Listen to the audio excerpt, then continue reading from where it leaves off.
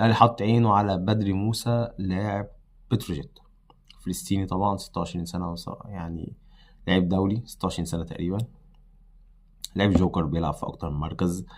فالأهلي حاطط عينه عليه جدا. يعني الكلام ده بقى النهاردة يوم الثلاثاء 3 فبراير. الأهلي بدأ يتحرك في موضوع بدري موسى من يوم 1 فبراير، تحرك حقيقي.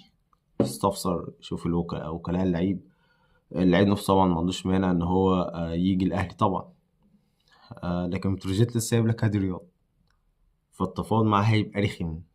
في تريكايه في صفقه توفيق محمد هقولها لك لوحديها بعد كده، بس مش النهارده، هقولها لك المره الجايه ان شاء الله. ف بدري موسى لعيب الاهلي حاطط عينه عليه، بتروجيت هيرخم وحقه.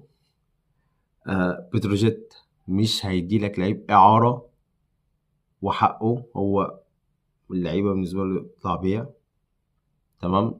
لان النقطه ديت فيها قصه في ملف توفيق محمد هقولها لك في وقتها، ولكن بتروجيت لو بدري موسى هيطلع بيها. فبالتالي الاهلي بدأ يتحرك تجاه بدري موسى. والخبر المهم ان الاهلي اللي يبدأ يتحرك، لان لما بيبدأ يتحرك في صفقة يعني بيبدأ بقى ان هو يدخل فيها جد يعني.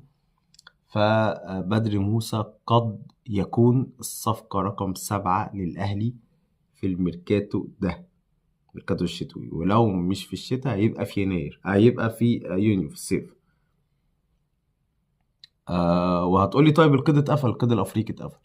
أولا عادي يعني، أنت كده كده هتجيب لعيب بعد كبير، فعادي يعني هيلعب معاك الدوري. دي حاجة. تاني حاجة، أنا كنت سألت مصدر جوه الأهلي في الموضوع ده بس قبل ما القيد الأفريقي يتقفل، وسألته قلت له ماذا لو في لعيب جه بعد القيد؟ قال لي والله في حاجة جديدة نازلة إن إحنا ندفع غرامة عادي ونعيد اللعيب، طالما القيد المحلي شغال يعني أو مفتوح عندك. هنشوف الموضوع ده يرسى على ايه. ولكن بدري موسى في القائمة المختصرة للعيبة المرشحة انها تيجي الاهلي في الفترة اللي جاية. طبعا احنا عارفين الاهلي كده كده قاعد بيدور على لعيب تحت السن يسجله، لكن الاهلي برضو عنده شروط مادية حاططها وعايز برضو مواصفات معينة. ف يعني ممكن الاهلي ينهي ميركاتو على كده، ممكن الاهلي يخلص صفقة بدري موسى في الساعات الأخيرة. انت الميركاتو عندك في المحل شغال لغاية يوم 8 فبراير، فبالتالي كل شيء وارد في الملف ده. ولكن الأكيد إن الأهلي مستهدف بدري موسى لاعب بتروجيت. ده الفيديو بتاع النهاردة، وما تنسوش الاشتراك في القناة. سلام عليكم.